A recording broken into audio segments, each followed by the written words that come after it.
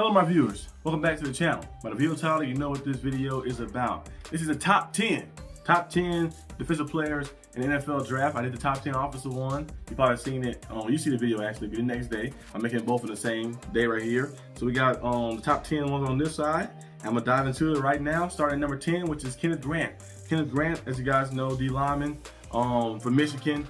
Big body up front, ability to hold, be the anchor. Is a technique he have, of course, as well. A lot of people got him going to the Steelers, most likely at 21, but he could go before then. You know, maybe the Cardinals might take him or something. We have to see what happens. But Kenneth Grant gonna be a big piece up front like that. He's a guy who's very versatile and his pass rushing ability to kind of like disrupt and the destroy blocks as well, and on that bull rush he has as well, that natural raw power he has as well, his ability to just have natural leverage with that height and size he got, and getting there, getting underneath the lineman arms as well. He just plays nice. He plays nice. He's a very good player. I think he's gonna be a top player in this draft, top player in this league as well, especially get to the right situation. You go to the Steelers. Steelers do a good job at developing the front seven. I'm not just saying that because I'm a Steelers fan, but I am saying that because I'm a Steelers fan.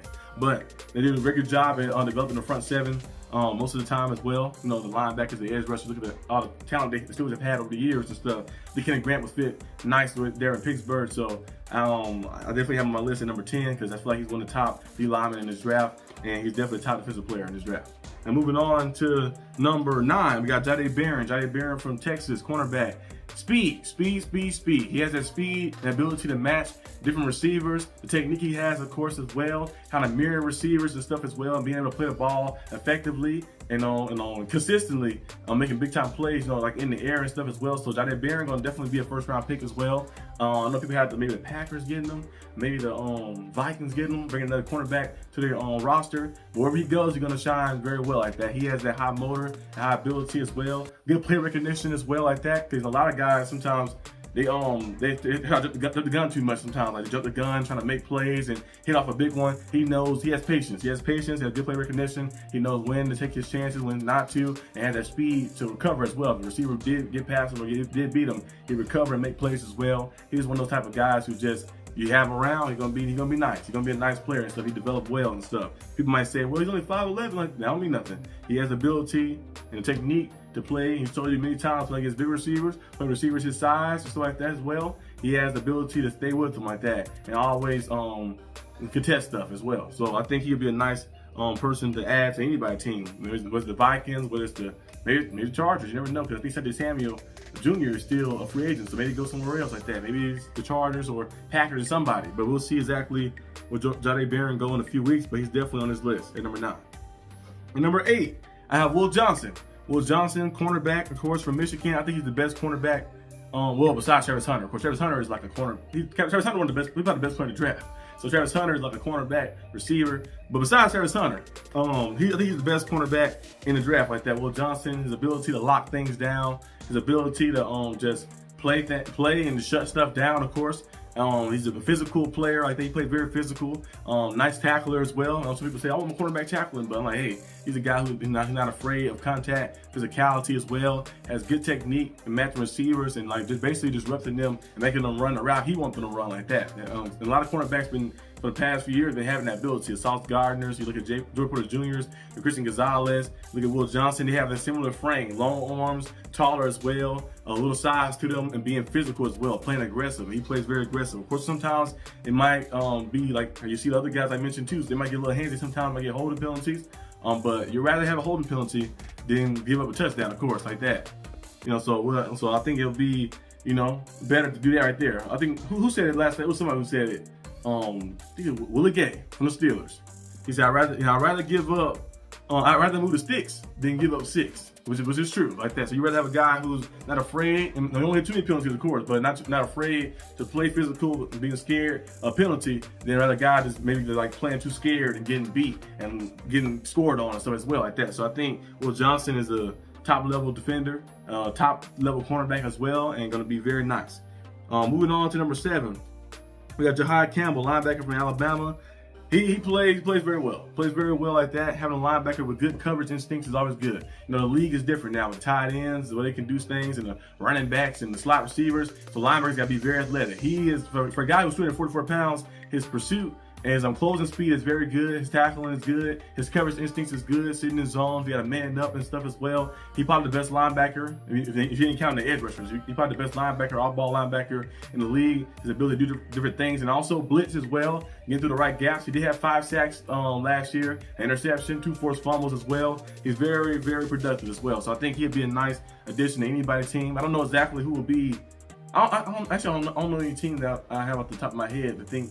I might be looking into him to bring him in, but let me know down below if you have a team in mind that can probably possibly bring Jahai Campbell in. But he's a very good linebacker like that. He's gonna be nice. It's always good to have a guy who excels at both. Sometimes you have a linebacker who might be good at just covering, but not too good at playing the run. Sometimes you might have a linebacker who's good at playing the run, but not too good at covering. He's a guy who can do both at a high level as well, and he has good IQ. He's almost like a safety in a sense, but bigger safety is playing up front for you like that. And be like, oh, I'm blitzing him off the edge. I'm gonna blitz him in up the gap. I'm gonna have him fake blitz and bounce back in zone coverage. He has good IQ and good recognition and good technique. He can do all those things. I think he's gonna be a nice player. So I have him definitely as a top 10 player on my top defensive players in the draft this year.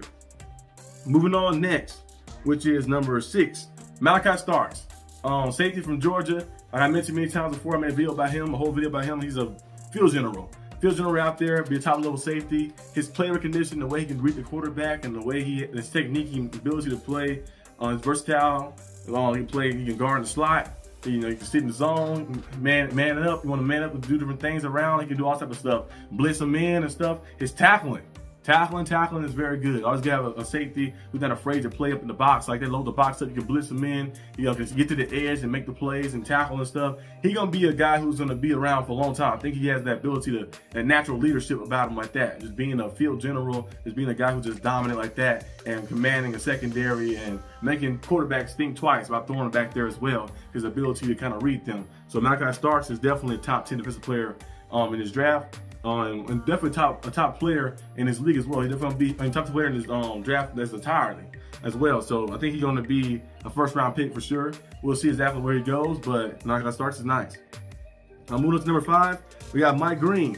Mike Green, explosive first step, got strong hands as well like that. He's a high motor like that. He's just like a destroyer out there. I think the Falcons is a team that a lot of people got him going to. I had him going to. I think the Falcons on one time on my draft as well. I think it was somebody else I had too as well. I think the Falcons and they had the Packers one time too. So he's just a guy who has a high motor. He's gonna be relentless, getting to the quarterback, disrupting stuff as well, and having ability to switch his angles as well, his footwork and technique as well, like that to drift and switch the angles too as well, and different techniques they have, like having those big strong hands to just get there. When you get there and get pressure on them, you can kind of force them on their back heel like that, keep them off balance, and that's when you kind of get to the quarterback and go ahead and start destroying stuff and lighting things up. He's a guy who's going to be nice in this league for a while, of course. Mike Green, I think wherever he goes, especially if you go to the Packers, you go to a team like that with a lot of structure and stuff, team that's in playoff contention, that's trying to get over that hump a little bit to get themselves in Super Bowl contention, I think he might can put them over the edge like that, especially if he comes to this league and develop well and kind of transition over nicely. He's going to be a guy who's going to be dominant for a long time. Moving on to number 4, you have Jalen Walker. Jalen Walker, his ability off the edge is nice too as well. The Panthers probably the team that be looking for him to bring him in the most like that. They do need to bring an edge rusher in. Jalen Walker probably one of the best guys you could bring in, besides Bill Carter, of course. Jalen Walker gonna be nice. He's gonna be a dominant force, and he has the ability to play not only consistently good, of course, getting to the quarterback on the edge, but also off ball as well, on ball and off ball. Ability to be off ball linebacker too. So he has a little versatility to him as well. A lot of these guys are kind of like that in the draft. It's always good to have a guy who's a clean chess piece in the draft. You can put him in different spots and stuff they see. Sometimes you might have a guy who already excelled at this spot, but you want to have a guy over here who maybe that side right there ain't too good, but his versatility can set him apart to keep him out there and keep him productive in any spot you put him in. Jalen Walker going to be a very dominant player. He's relentless with the high motor as well. Off the edge and stuff, just have that extra oomph to him and stuff. And I think the Panthers would definitely benefit a lot for bringing him in. Most likely gonna go to the Panthers because, like, I can't see the Panthers passing upon a top level edge rusher to get anything else like that. You can get receivers later in the draft like that. You can do a lot of different things, but get this guy right here, and you're gonna bring a big time change to your defense. Moving on next to number 3, Mason Graham. We had a video about him before too as well, by himself. Mason Graham is a disruptor up front in the run game, in the pass game, and everything like that. He disrupt passing lanes, putting his hand up, batting the ball down. He's showing you the ability that he can beat double team consistently as well, and just being just a relentless force up front. He's not Aaron Donald. I know some people keep saying Aaron Donald, but I don't see the Aaron Donald comparison. He's not Aaron Donald, but he does play at a high level, like that high level tenacity as well, like that, and just being just like that raw natural power, just being just a disruptor like that, just like a destroyer in the sense of the offensive line like that. They had to double team him, and having a guy who consistently can be double teamed, but also have to get double teamed, open up so much more for the other guys as well. I think the Jaguars probably be a team that looking to maybe bring in Mason Graham. I have him on my draft going to Jaguars. Having a guy up front who can just stop the run and can like set just the tone defensively, be an anchor for your line and stuff. Definitely Mason Graham like that. He's gonna be a nice piece. We've seen a few D linemen like that up front like that with abilities that he has. Of course, Aaron Donald being a top level guy. I ain't saying he's Aaron Donald, but you know, people still have some similarities in their play style. He might not be Aaron Donald in play style, like in production, but maybe one day. You never know like that. Mason Graham has the ability to be a game changer, playing with Michigan for a long time in a high level competition year after year and putting those numbers up and showing you that he can be consistent over time. Hey, he's nice. So I have him at number 3 on my list. And number 2, I have Travis Hunter. Travis Hunter is kind of like a hybrid because on my receiver list, I put him at number 11 because I didn't know if he's going to be a receiver on his league or he's going to just be cornerback in his league, but he's kind of like a guy who's on both lists. So he's a number 11 on my offensive player list, and he's number 2 on my what's the name list. Now, if he said he was going to be just receiver, then he probably been higher on my list on the offensive one. But I think he's going to be more cornerback than receiver. I have a feeling because he plays cornerback at a high level. But he's a good receiver too as well. But I think he'll be more cornerback than receiver than in his league. It's coming, his draft coming up. I think Travis Hunter, he's just a freak of nature. Like, you know, you see somebody play like this, like every once in a while, like maybe every 20 years or something like that. You see a guy who comes in who can just do everything. You've seen it from generations and stuff. The Bo Jacksons, the Deion Sanders, Travis Hunters, all different guys throughout generations who could just do everything. You're like, this guy does everything. Like, he's a phenomenal player, phenomenal athlete, and he plays so well as the cornerback like that. His ability to match the cornerbacks step for step, his technique as well, getting his head around, his way he put the ball in the air, him being a high-level receiver also helps him with that too as well, being able to put the ball in the air defensively to get past breakups. His arms are freaking long as hell, like that ability to get up there. It's kind of like, you ever watch Travis Hunter play, it's just like, it's kind of hard to get anything over him like that because he'll be there step by step for you, and then he also has the ability, because he used to play receiver, technique and the fluidness to get around like that and to get his arm up in the air and bat the ball down or pick the ball off and stuff. Has a great range, catch range radius as well, so it's kind of hard to score him, especially when the guy has good technique. Sometimes you might rely on his athleticism a little bit more, which a lot of guys do because they just had a raw natural talent, but he has good technique, good footwork, great technique and speed and craftiness as well, and he's gonna be a nice player in this league like that for a long time. Good tackler too. People don't talk about his tackling a lot. He's a good tackler too as well. He made plays. Sometimes he comes out, he made a forced fumble before, you know, to making big time plays and not being afraid. He plays aggressive and stuff. So I think Travis Hunter definitely going to be a top player in this league.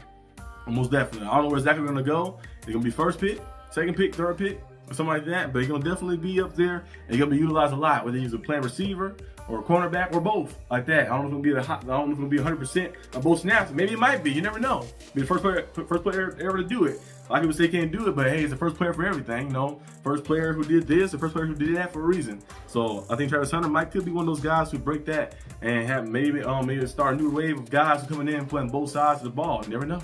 I think you never know. And number 1, of course, is Abdul Carter. And you gotta say too much about Abdul Carter. Abdul Carter is an amazing player, explosive. He's gonna be a generational guy up front. Just dominant.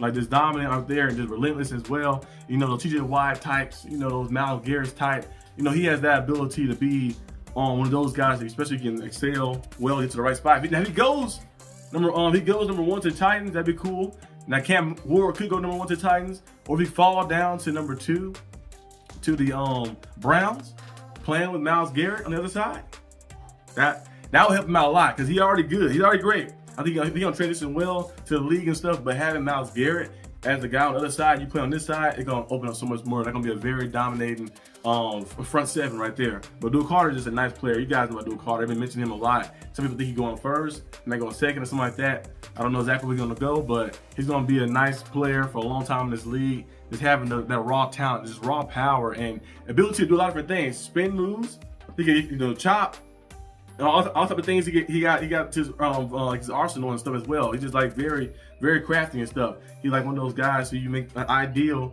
edge rusher around like that. If you're Dual Carter gonna be nice. He's gonna be here for a while. Like they stay healthy and stuff. So this is my top 10 list. Defensive players, top 10 offensive players.